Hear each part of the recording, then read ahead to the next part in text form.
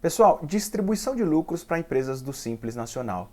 Não é nada muito complicado, mas tem dois pontos que você tem que tomar cuidado, porque pode dar multa e incidir imposto. Todo mundo sabe que distribuição de lucro não tem imposto, não incide, mas tem um pontinho que se você não tomar cuidado, ele vai passar a incidir. Eduardo de Carvalho aqui, vamos entender do que eu estou falando. Eu já falo sobre essas penalidades, tá? Primeiro vamos entender o que é distribuição de lucros. Importante dizer que distribuição de lucros nada tem a ver com prolabore. Prolabore é o salário do sócio que trabalha na empresa. Inclusive eu já fiz vídeo para isso, vou deixar aqui na descrição desse vídeo para você, caso tenha dúvida sobre prolabore, dá um pulinho lá. Hoje nós vamos falar somente sobre distribuição de lucro para empresas do Simples Nacional, tá bom? E a distribuição de lucros, diferente do prolabore que tem sua origem no trabalho, ela tem sua origem no lucro efetivo do negócio e somente o lucro efetivo do negócio. Outro ponto importante é a periodicidade com que você apura esse lucro. Via de regra, para você apurar esse lucro, saber se deu lucro ou não na empresa, isso tem que ser feito no encerramento do exercício social da empresa. E também, via de regra, como padrão, ela é feita anualmente, geralmente ali no final do ano, dia 31 de dezembro, certo? Só que nada te impede, você como sócio, de mudar essa regra, desde que você identifique isso no contrato social, você explique isso no contrato social. Então, como o padrão é anual, mas se os sócios pactuarem entre eles e dizer, olha, eu quero que esse levantamento de lucro e a minha distribuição de lucro seja feita de maneira mensal, ou trimestral, ou semestral, pode também, desde que então diga isso no contrato social. Um outro ponto importante ainda sobre essa periodicidade da apuração do lucro é o seguinte, por mais que você diga no contrato social, e isso é permitido, que a apuração do seu lucro e a distribuição será feita de maneira, por exemplo, trimestral, no Simples Nacional essa apuração e esse lançamento será feito como antecipação de lucro e não a distribuição efetiva.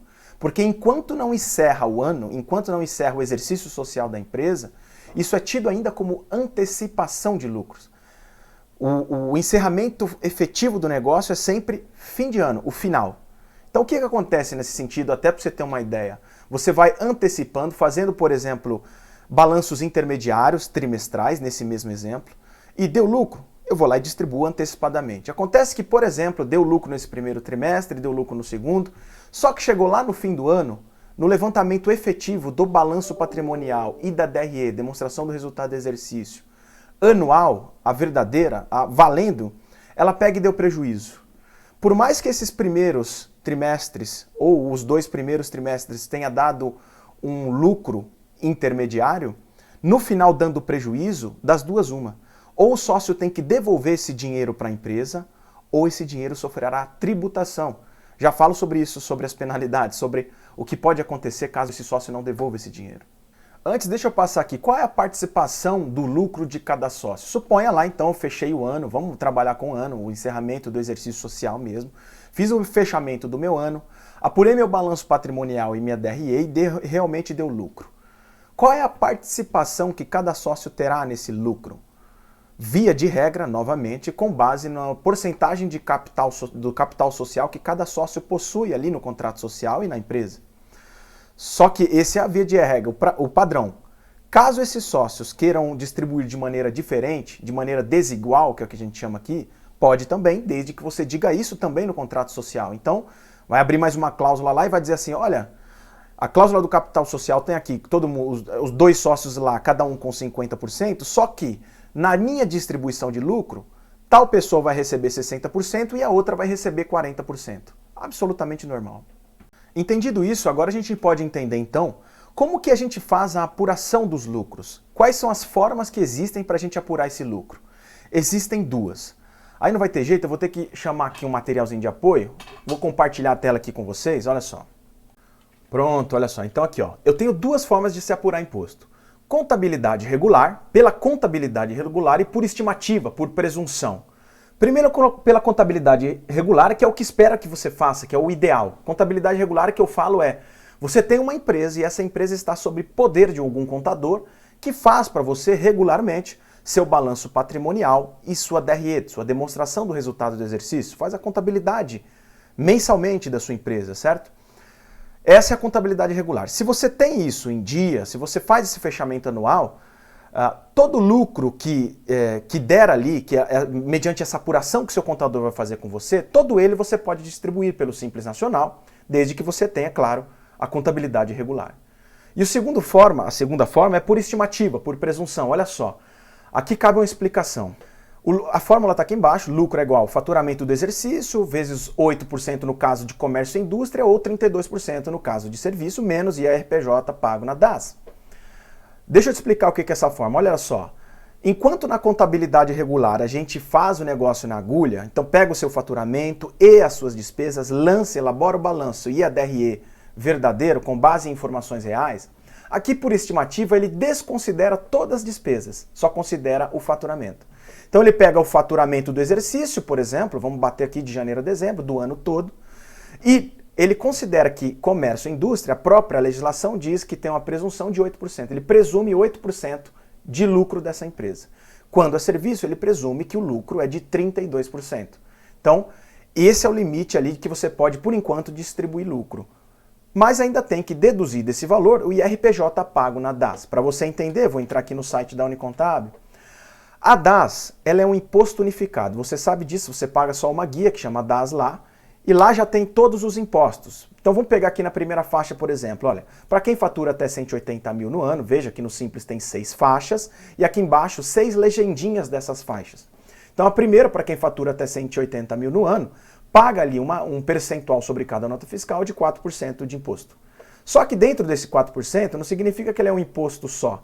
Ele é imposto unificado, mas tem vários, ó. 5,50 refere-se ao IRPJ, 3,50 contribuição social e assim por diante. Desses 4%, então, 5,54%, que é o IRPJ, na minha fórmula lá, eu tenho que deduzir da minha presunção de lucro. Então vai ser 8% sobre o meu faturamento, menos aquele IRPJ pago na DAS. Esse é o valor que eu posso, então, distribuir aos sócios com isenção de imposto. Importante, com isenção de imposto. Avançando. Quais são os impedimentos para a distribuição de lucro? Os impedimentos para a distribuição de lucro. Existem dois. O primeiro, o padrão que todo mundo sabe, que é quando essa empresa do Simples tem débitos em atraso, como, por exemplo, DAS, INSS, FGTS, entre outros, principalmente débitos com a Receita Federal. Se você tem esses débitos em atraso, saiba que sua empresa não pode distribuir lucros, mesmo tendo contabilidade regular ou fazendo cálculo por estimativa. Não pode. Agora, se essa empresa que tem esses débitos em atrasos resolve parcelar esses impostos, no dia seguinte ali já pode distribuir novamente, ok? E o segundo ponto, que são os débitos salariais.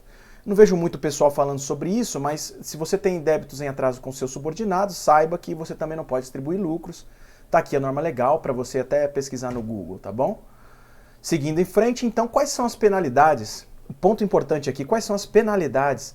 O que pode acontecer comigo e com a minha empresa caso eu infrinja uma dessas normas aí? Então vamos lá, distribuir lucros com débito. Tem 3 pontos importantes.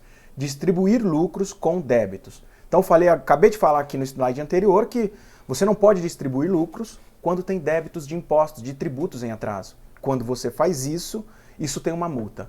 A multa corresponde a 50% de tudo isso que você distribuiu para o sócio. 50% de tudo isso. Na mesma medida, o sócio que recebeu isso, a pessoa física, o sócio, também vai tomar uma multa, 50% de tudo que ele recebeu. Veja, é um negócio perigoso, né? Tem que tomar bastante cuidado. Segundo ponto, antecipação de lucros, mas com prejuízo no exercício. Dá para você, então, trabalhar com aquela situação de antecipação de lucros, quando você faz aqueles balanços patrimoniais trimestrais, mensais, etc. Mas quando chega no balanço de fechamento, que é o balanço lá do encerramento do exercício, geralmente o anual, deu prejuízo, lembra? Das duas uma. Ou o sócio tem que devolver esse dinheiro, porque a empresa deu prejuízo. Como é que ele está recebendo lucro, sendo que a empresa deu prejuízo? Ele tem que devolver esse dinheiro. Ou eu vou ficar com esse dinheiro, você vai pagar tributo sobre isso. E esse tributo vai gerar em torno de tabela progressiva, 7,50% inicial, até 27,5%. Depende do valor que ele ficou. E o terceiro e último ponto, também muito importante, acontece muito por aí, que é distribuir lucros pela presunção acima daquela estimativa, sem contabilidade regular.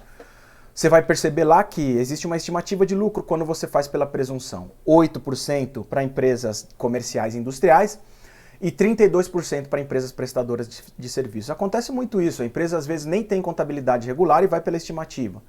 Ah, vou distribuir a torta e direita aqui, um valor alto, acima dos 32% para serviços e 8%, acima de 8% para comércio.